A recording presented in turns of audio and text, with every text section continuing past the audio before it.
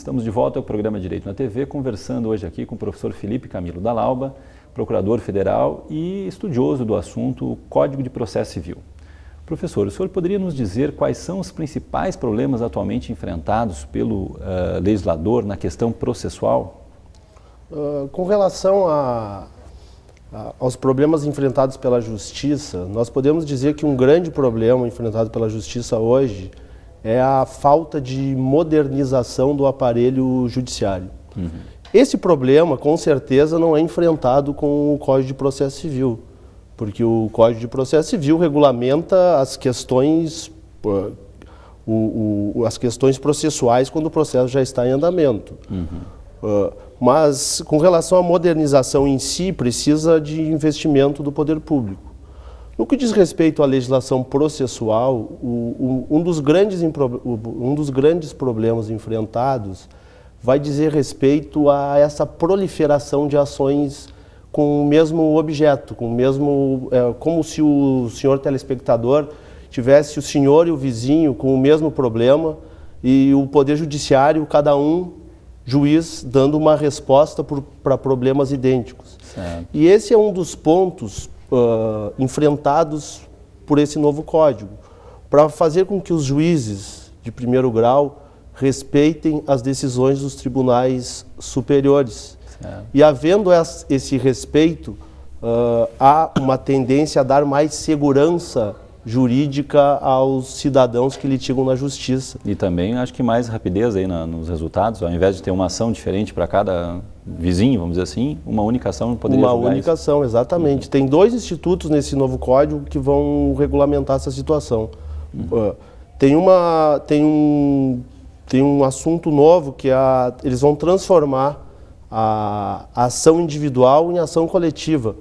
Ou seja, o telespectador entra com uma ação individual e essa ação, se tiver uma repercussão maior, é transformada em ação coletiva. E também, nos casos em que várias pessoas entrem com um processo igual e esse processo está no tribunal, haverá um julgamento único para todos esses problemas individuais. Por exemplo, professor, nas questões previdenciárias, é muito comum esse tipo de situação? Exatamente. Nas questões previdenciárias, o dia a dia demonstra que há uma proliferação de demandas individuais. Só para dar um exemplo, tem uma ação que é das emendas constitucionais sobre o teto, emenda constitucional 20 e emenda constitucional número 40, em que há uma proliferação de decisões, proliferação de ações nos tribunais. E com essa estabilização, o que se visa é resolver um único problema, com uma única ação, todos os problemas dos cidadãos. Questão de racionalidade, né? Vamos dizer assim, né, professor? Exatamente. Professor, outra questão é com relação às alterações que estão sendo promovidas no CPC. Quais o senhor destacaria como mais importante na questão dos recursos, que tanto se fala, né? A gente ouve falar assim, há recursos demais. Às vezes até pessoas que não sabem nada de direito dizem, tem recurso demais. Tem mesmo recurso demais? Vai ter alguma diminuição? Há alguma modificação importante nesse setor, nessa parte do Código? São várias as modificações quanto a esse assunto. Com relação à quantidade de recursos, as pessoas reclamam geralmente quando elas não têm necessidade do recurso, né? Porque quando elas têm a necessidade, Aí há poucos recursos. Aí são poucos os recursos. Perfeito. Mas o que há de relevante no aspecto dos recursos é que hoje o cidadão ganha, o juiz de primeiro grau dá a sentença, então o cidadão ganha, o litigante ganha, mas não leva. O autor ganha, mas não leva. Quer dizer, a sentença de primeiro grau hoje, do juiz de primeiro grau, acaba não tendo tanto valor. Então, o que os membros da comissão fizeram foi retirar esse problema. Como que se retira? Se retira o efeito que se chama de suspensivo. O que é o efeito suspensivo? O juiz dá a sentença e ela não vale. Foi retirado esse efeito. Então, hoje, o recurso vai ter efeito só devolutivo, sem o efeito suspensivo. Só para reexaminar a matéria. Só para reexaminar a matéria. Isso vai fazer com que o processo em tese, seja cumprido de imediato. Falo em tese, porque talvez na prática isso não se dê. A gente está falando de uma legislação, não da prática. A prática é a prática, a teoria é teoria. Teoria é teoria. Perfeito. E tem um outro aspecto importante também que está em discussão sobre isso, é que esse recurso, o maior recurso de todos é o de apelação. E esse recurso vai ser um recurso por instrumento.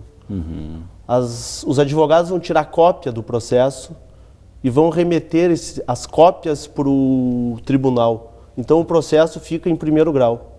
É um ponto muito discutido hoje, essa apelação por instrumento. Perfeito. Da mesma maneira que é o recurso de agravo de instrumento. Perfeito.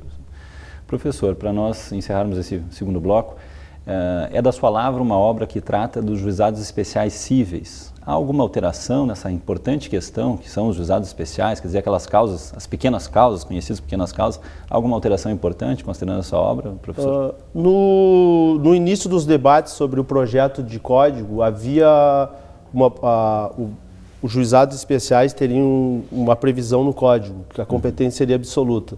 Mas depois dos debates foi retirada essa proposta, e então hoje não há alteração nesse aspecto da competência ser obrigatória ou não para os juizados especiais cíveis. Significa então, professor, que antes eu podia, quer dizer, a proposta era que se eu tivesse uma situação naquelas previstas na lei, eu obrigatoriamente teria que me utilizar do juizado especial. Exatamente. Hoje foi retirada essa proposta, ficando como já é, essa obrigatoriedade apenas nos juizados federais e no Juizado Especial da Fazenda Pública. Certo. Só você poder dar um exemplo assim, do que seria uma ação de juizado especial que hoje eu posso escolher entre a justiça comum, vamos dizer assim, e o juizado especial?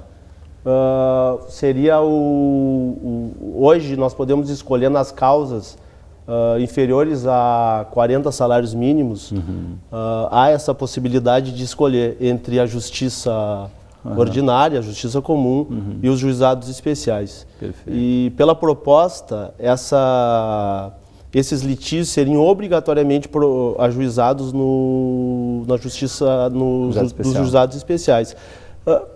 No meu ponto de vista, isso seria, a minha opinião nesse aspecto é totalmente isolada, porque a maioria entende que não deve ser obrigatório. Mas eu, no meu ponto de vista, deveria ser obrigatório em função do juizado federal e o juizado da Fazenda Pública, para dar uma sistematização aos juizados, uma unicidade, exatamente. Perfeito. Obrigado, professor. Não saia daí, faremos um breve intervalo e logo estaremos de volta.